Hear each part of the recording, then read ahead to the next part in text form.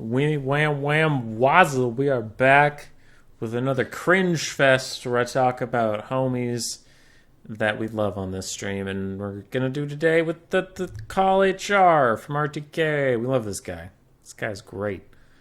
What to do to talk about the what to is he's bronze renown at the moment. He bops between silver and bronze renown. I wouldn't be surprised to see him higher by the time this video even goes out. His factions, he said, I literally don't know. Probably Wood Elves, Lizardmen, and Dark Elves. They put those up there, but he plays a little bit of everything. He has very strong builds. He has good target priority with magic and missiles and killing power. The suggestion, it's lame. It's everybody in the world can work on this, but I do strongly recommend just working on clicking faster, clicking more, making decisions quicker.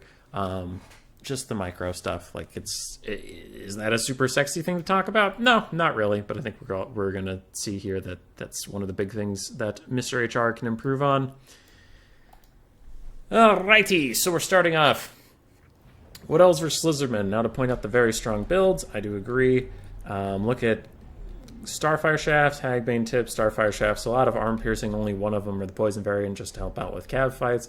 Other than that, we have 2 chaff cav to protect 2 heavy armor piercing cav to take out the big dinosaurs. We have a Dryad front line, a couple Eternal Guard on the flanks, just for a little bit of AP presence. We have a Spellweaver of Life with Dwellers Below and healing to heal up the Great Stagnites. I like it. So good target priority. You can see already the Starfire Shafts are firing at solar engines, exactly what they have to do in this matchup. You just got to shut down the solar engines and everything else will come in time. Oxyotl, they don't really know he's there, so it's not super worth it to shoot at him. And now that they can see him, I mean, he's going to dodge most of your missiles anyway because he's friggin' tiny. It's friggin' tiny. Dryads are going to attack Saurus, and the Arc of Sotek is just going to sprint through the front line, so probably want to get the Great Stagnites onto it, but it is an Arc of Sotek, so maybe it'll do some decent damage to them if allowed to. This is a bold move, sending your cav around the flanks. Most of the things, I guess this is more macro than micro, but your archers can kill almost everything on the Lizardmen roster, and the stuff that Lizardmen are protecting, Chameleon Stalkers, Chameleon Skinks, and Skink Javelins, aren't going to carry them the game. What's going to carry them the game is Solar Engine, the Arc of Sotek, Oxyotl, Lord Croak, those kind of things. So I'm worried that flanking, you're not going to get onto the assets you want because Oxy and Croak are just going to come this way. The Arc of Sotek's already back here, and this Cold Wind Cav can also come this way. It's not like there's archers here that they have to defend. Now, sure, maybe you'll get this Solar Engine, but if that's what you're going to get, then 2 Great Stagnites and 2 Blade Riders all going around the flanks is a little bit of an overcommitment for the Solar Engine. So we can see back here, Jav Skinks have been allowed to walk up, and Arcs of Sotek have been allowed to walk up, routing off 2 of the 4 archers, so the rest are going to need to be protected. Now the Cav is coming in. Frontline fight's going a little poorly for the Wood Elves because the Lizardmen invest more heavily in it. The Cold Wind Spear Riders are going to get a side charge onto the Great Stagnites. And now we see the Glade Riders going in, the Great Stagnites are going to go in, but a little bit slow on that uptake, but this is going to be a pretty nasty Dwellers. So all's well that ends well.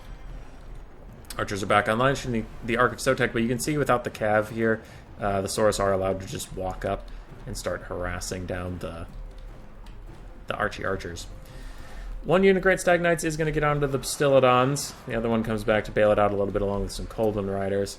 And Cold Wind Riders over here getting beat up at the Great Stagnites that I think got some heal support. Archers are being pressed back by the Saurus and Skinks because there's not a lot left to protect them, unfortunately. As you mentioned, just more clicks, click more, click harder, click better. You don't even have to click on the right stuff. If you just click on your screen more, like somehow the units will figure it out. Anyway, archers are protecting archers now, shooting in the back, trying to keep Saurus off of them. Looks like 2 are still doing okay. And aside from that, Cold Wind Riders are quite injured, Great Stagnites are quite injured, everything's pretty injured. Now the Great Stagnites start to come back and help out, but then Cold Wind Spear Riders are going to get a rear charge on them, and both units are going to rout. Archers are here, archers are chilling. Mage of Life is coming back, archers are firing into Croak and Oxyotl and all this stuff, but it's pretty much down to just Croak, the 2 single entities, and then Oxyotl. It's going to be a lot of cycle charging here, but I don't think the Wood Elves have enough left in them.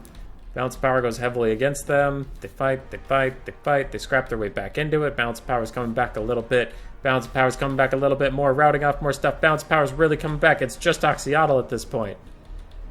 But it's frickin' Oxyotl. So, of course, he bump and grinds all these forces. Beats them all up. That's GG. It's a little mistake sending the Great Stag Knights around the side. Or at least, like, I don't know, maybe one side and keep the other ones back. Because you just needed stuff to protect your archers in that case. But hey, man, hey. Bold of him to send in a loss when I just asked him for replays, so. Shit happens. Shit happens. On the Lizardman versus Skaven, traditionally a Skaven-favored matchup. We do have a big old rush. A lot of skinks, jab skinks, chameleon skinks. Horned ones, interestingly enough. Horned ones, cold one riders, and then I think we have some feral cold ones. Yeah, it's a big old surround. Now this is smart, sending Oxy up to start getting some poke while you do a surround. Otherwise, you do want this kind of I think that's concave pattern, though I would prefer if this side was a little closer to where they needed to be before we got this close up on the front line. Oxyotl's poking Rat Ogres, doing a lot of damage there. Rattling guns aren't going to do great against infantry on the ground. They just don't aim low enough. They'll generally shoot over people's heads. You can see it's really not doing a lot of damage. And HR is taking his time. Now you can see there's occasionally moments where things will stand around, and that's what I mean by just more micro, more clicks, go fast. Easier said than done, but yeah. Chameleon Stalkers on the far side take out an entire Rattling gun. Oxyotl plus Feral Cold Ones are trying to take out this Rattling gun. Manticore is immediately going to dive on the next Rattling gun. That's just good target priority. Ignore all the chaff as best you can. Take out the Rat Ogres, take out the guns, and you'll win the rest of the game. Saurus are going to push up, get under the Poison Wind Globes. Then the Manticore rampages into Skrulk, but Cold One Riders are there to clean up. Horned Ones get forgotten for a brief moment, but they're also going to run up. And at this moment, all the Rattling guns are shattered and dead and offline, except for, I guess, that one rallied in the backfield. Where are we at? One Rat Ogre's very wounded. Another's half health. Poison Globes are compromised and running. Rattling guns are all dead, or that one standing around over there. And Skrulk is very injured. So that's what I meant by target priorities. You can see everything that matters is extremely injured in this fight. Looks like infantry, for the most part, were ignored where they could be. I mean, you do have to get through them. So, yeah. But it's a good build. Chameleon Stalkers are pretty good against Skaven. Jab Skinks do a lot of damage because nothing on the Skaven roster is particularly armored. Manticore Summon is one of the best summons in the entire game, and it's especially good against Skaven. Oxyotl is a very good lord. He's just poking around, poking. And you do want to go wide. If you go too narrow versus Skaven, their Rattling Guns / Giselles / Poison Globes will kill all your stuff, so. Strong build, executed well, found the threats, took them out. That's good shit. That's good shit. That's what we like to see. I mean, you hate to see Skaven die, but oh well. Sometimes just gotta happen. And the last replay is RTK's Acadia versus RTK's Call HR. Dark Elves versus Empire. Now, I said HR had strong builds, and I'm sure Houseplant or Killing Smalls corrupted his mind and forced him to take this abomination. But don't take mortars. Mortars are shit. Don't take mortars. Fuck mortars, dude. All my homies hate mortars. They're shit. They're a shit unit. Don't take them ever. The rest of this is fine. Pistolier's going to run around the side with some Empire Knight friends.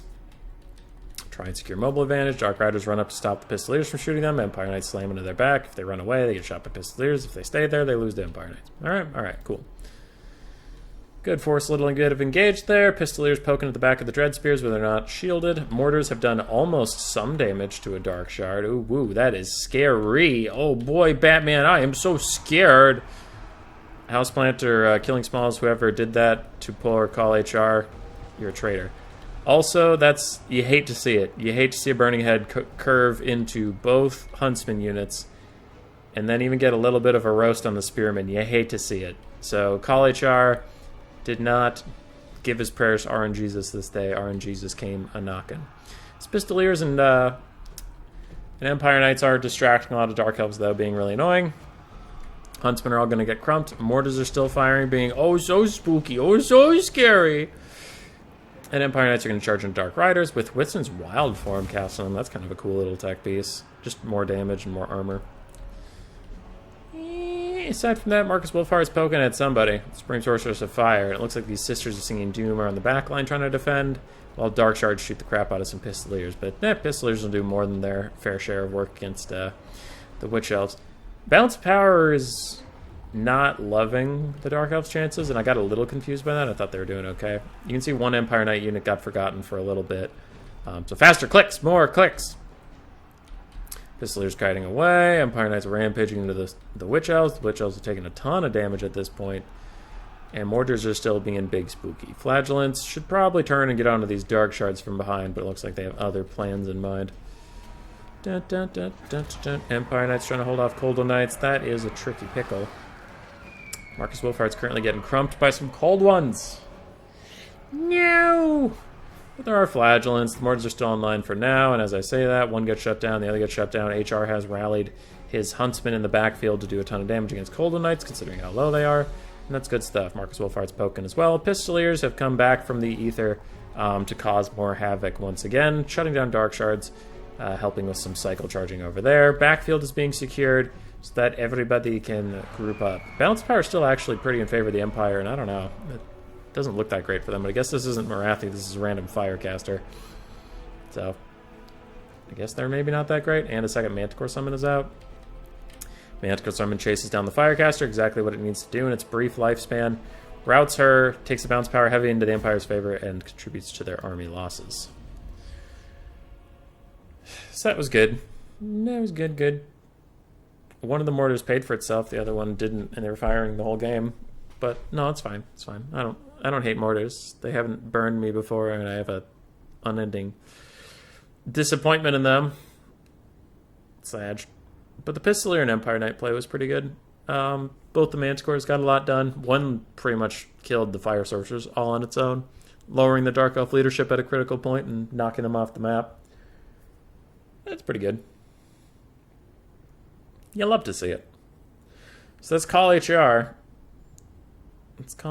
He did recently win a Bronze through Silver tournament that Murph and I were casting. He had some better replays in there than what he sent me, but like I was talking to him and he literally just went, "Oh, here's 5 replays. Figure out what you want there." So out of the 5, I chose 3 that got the point across, but they didn't show the HR that I know.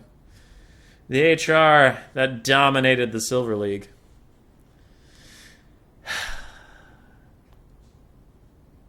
Call HR, why do you do this to yourself? I just wanna love you.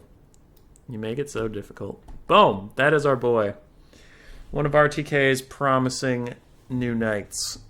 Look for him on the battlefield. Say hi for me. He's a nice guy. Get him to play Skaven. Alright.